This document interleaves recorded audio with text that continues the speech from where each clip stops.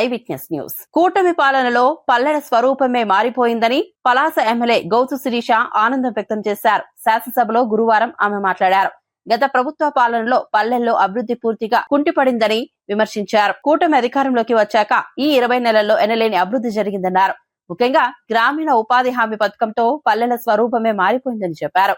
పెద్ద ఎత్తున రహదారుల నిర్మాణం జరుగుతుండటంపై ఆనందం వ్యక్తం చేశారు.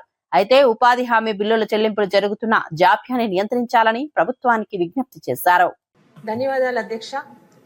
గత 5 సంవత్సరాలలో గత పాలకుల పాలనలో పూర్తిగా నిర్లక్ష్యానికి గురి అయిన పల్లెల్లో గ్రామాల్లో రోడ్లని మన ప్రభుత్వంలో ఎన్ఆర్జీఎస్ నిధుల ద్వారా గత 20 నెలలుగా చాలా బాగా దాన్ని గ్రామాల్లో రోడ్లు వేస్తున్నాం అధ్యక్ష.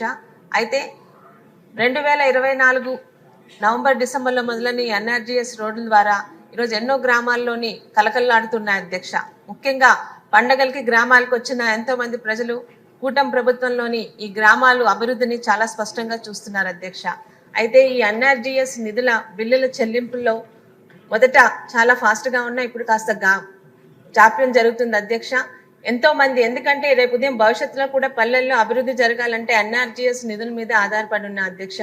ఆ నిధులు బిల్లులు పెండింగ్ లో ఉన్న సందర్భంగా ఇప్పుడు అసెంబ్లీలో వాటి గురించి ముఖ్యంగా ఆ పెండింగ్ లో ఉన్న ప్రజలందరి తరఫు నుంచి కూడా ఈ సమస్యని అసెంబ్లీలోని సదరు మంత్రి గారికి విన్నవించాలని ఒక అభ్యర్థన వచ్చింది అధ్యక్ష. దయచేసి ఎన్ఆర్జీఎస్ నిధుల బిల్లుల తాలూకా చెల్లింపులు త్వరలో జరగాలని మీ ద్వారా సదరు మంత్రి గారికి విజ్ఞప్తి చేస్తున్నాను అధ్యక్ష. ధన్యవాదాలు అధ్యక్ష. చాలా ఇంపార్టెంట్ ఇష్యూ శిరీష్ గారిది. ఎందుకంటే గ్రామాల్లో జరిగే అభివృద్ధిది చాలా చోట్ల బిల్స్ రావట్లేదన్న సమస్య ఉంది. డెఫినెట్గా వారి దృష్టికి వెళ్ళేలాగా చేద్దాం.